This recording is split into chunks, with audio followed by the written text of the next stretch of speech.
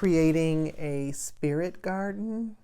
I was like, what? Got so much incense.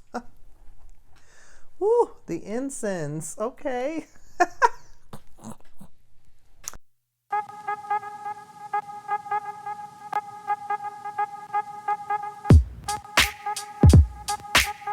I need this book.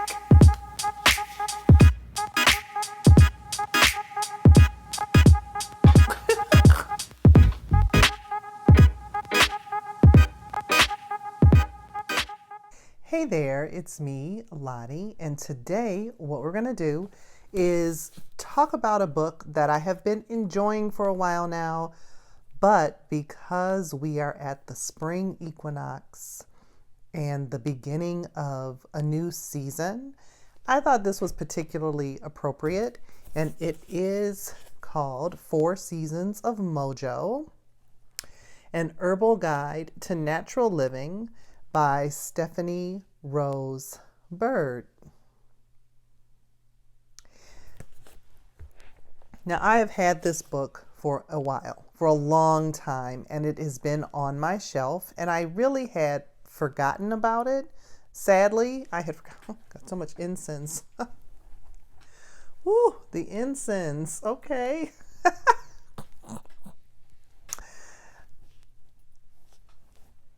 I have had this book for a very long time.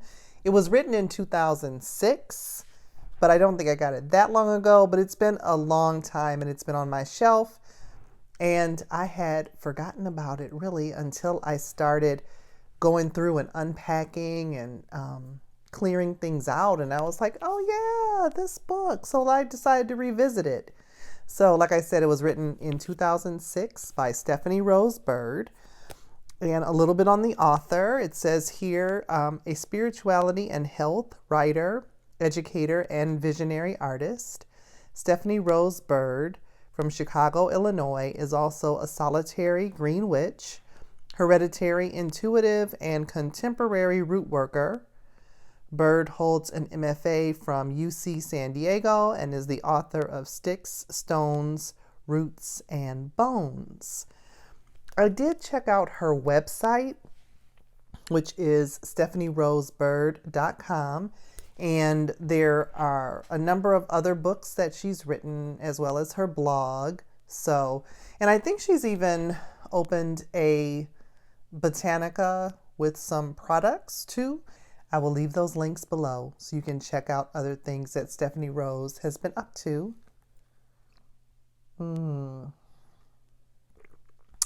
We are enjoying tonight a delicious blend that I think is, again, appropriate for the beginning of spring because one of the first herbs that come on the scene is catnip and lemon balm. So this is catnip, lemon balm, skullcap, and some variety mints that are on the property like spearmint, apple mint, peppermint, and some rose petals too. It's really good. Oat straw. Gonna be relaxed. Okay, so I will say in getting started that this book is not in print anymore. I would suggest looking for the ebook version of it or keeping an eye out at thrift stores or online used bookstores because it is not in print anymore. So what I think I might do to share it with you is maybe go through it and do some exercises, recipes, and rituals throughout the year so that we can enjoy this book, even though you may not be able to get your hands on it. I don't want you mad at me. And I'm highlighting it anyway, even though it is out of print, because we do not have enough books written by women of color on herbal topics. And so I really wanted to highlight this book because she has made this contribution to the genre, and she has other books as well. So you should check that out. Anyway, what I like about it is this is a really fun book.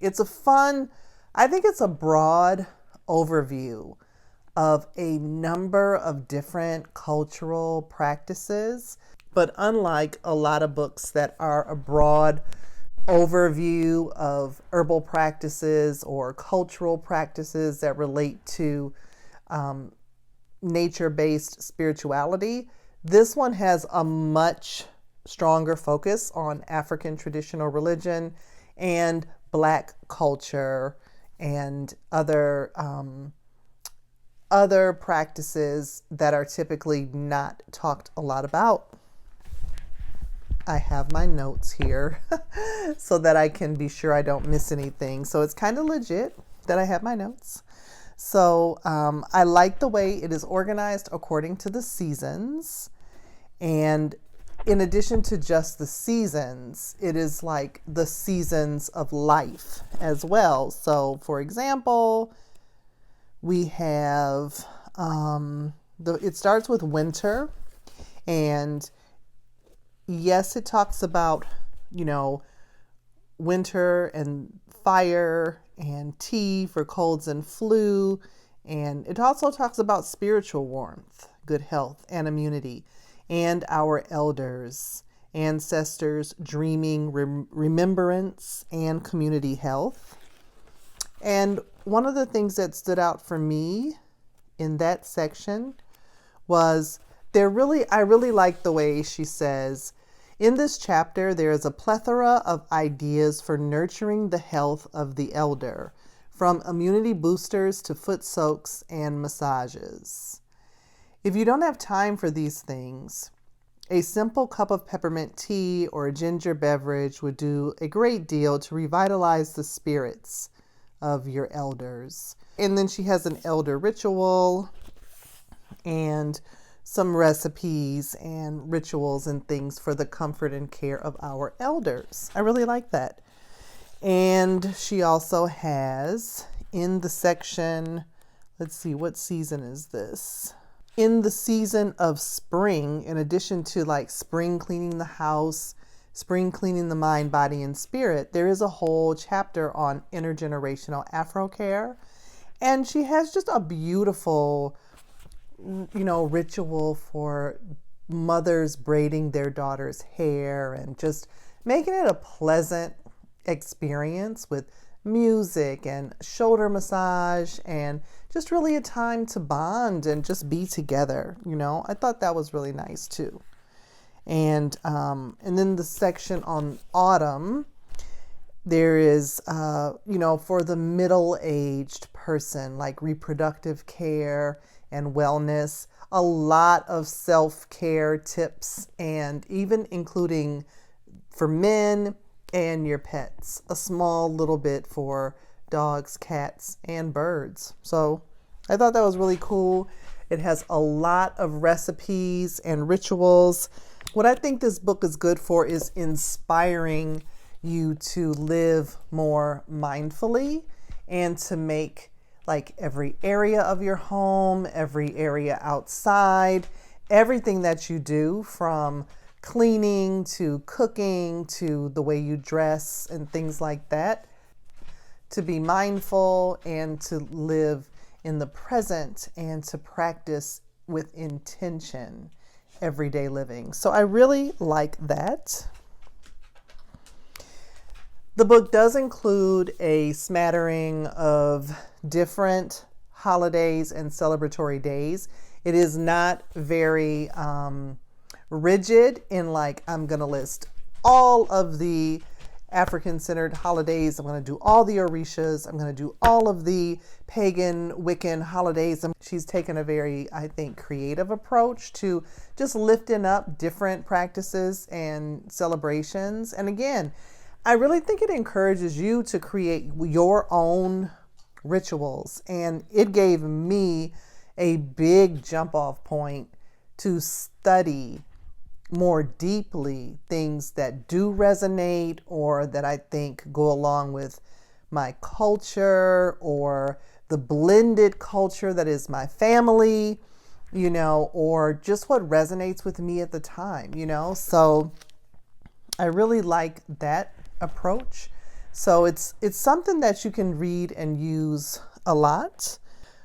right now, what I'm really enjoying is in chapter 3. So it starts out with a few introductory chapters before it gets to like the seasons. Like I said, it starts with winter time. And the one that I'm really enjoying right now is, one of the ones that really stood out for me is chapter 3, which is reap what you sow, planting with spirit, harvesting ashe. And I love the way she talks about planting the seed, like metaphorically, spiritually, and planning for the seeds that you put into the ground. And she talks about she reminisces a bit about the gardens that her people had coming up.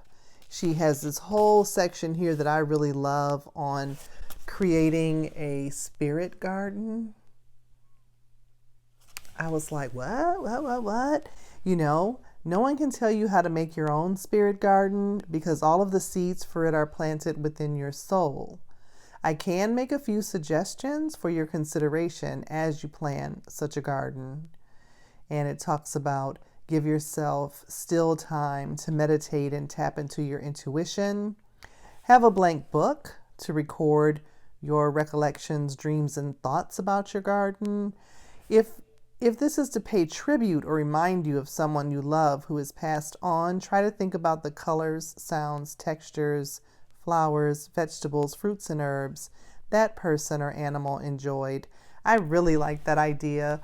I've been thinking about doing a remembrance garden for my parents who have made their transition, some of the things that we had growing up. And so I just really, really like that idea to do a tribute garden. She talks about considering the zodiac, think about geometric patterns, collect other textured materials to put in the garden like sea glass, marbles, charged quartz crystals, river rock, driftwood, and maybe some statuary, pieces of art. I really want to incorporate more art into my garden this year. So that particular chapter really has me excited. And of course, I've been enjoying the chapters. So like I said, it's more than one, but the chapters on spring and some of the inner and outer beauty tonics. She's got like a stay away pest blend for packing your winter clothes away. And there are lots of recipes in here, like for food, good soul food recipes. There are nice glossaries in the back of the book, which are really nice. One is for natural spring cleaning and just talks about things that you may not know, like what does it mean to have a cleaner that is biodegradable or broad spectrum, or what is something caustic, or what is considered a detergent, what are petroleum-based products. So I really like these, a nice little glossary back here on natural cleaning products and things for naturally cleaning the home. So, yeah. I have been really enjoying this book a lot. And like I said, I think it's one that I can get a lot of mileage out of, and you can too. So expect to see this book showing up in a few more videos because I'd like to lift out certain things and then, demonstrate them. And then you could show me when you do them and tag me in those pictures of you doing that, or make a video also. Anyway, so this is 4 Seasons of Mojo by Stephanie Rose Bird. And even on the back here, her quote is, 4 Seasons of Mojo is designed to help imbue your home with natural energy that is truly magical. It is a transformative energy courtesy of Mother Nature's 4 seasons. I would say it's, like I said, more of a fun overview. It is not a rigid doctrine of how you do these things. There's a lot of room for creativity and a lot of room for personalization. So this is not like a hardcore how to do hoodoo or how to do ritual or how to practice African traditional religion. It's not that kind of a book. It is a lifestyle book, and I thought it had a lot of fun things that would contribute to really crafting and putting your own spin on a naturally clean home with no chemicals, beautiful, lovely fragrances from nature, decorations from nature, and really just crafting your wheel of the year or your calendar to reflect the beauty that is already out there and how to bring it into your home and just like, lifting it all up to the next level. So if you already have this book, I would love to hear what you think about it, how you've been using it, and did you make any of your own concoctions or potions or lotions or toners or shampoo rinses, or planted particular seeds in a particular way, or how did you actually use this book, 4 Seasons of Mojo? So that's about it. I hope that you are taking care, and I will see you in the next video. So until then, peace. Ooh, there's a whole chapter on love, sensuality, and beauty.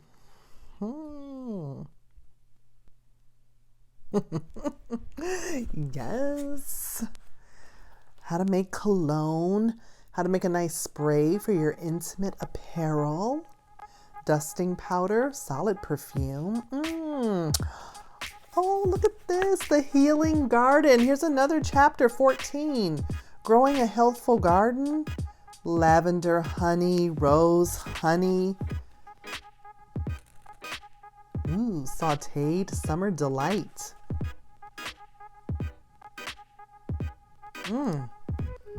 This sounds really good. Every time I look at this book, I find something new.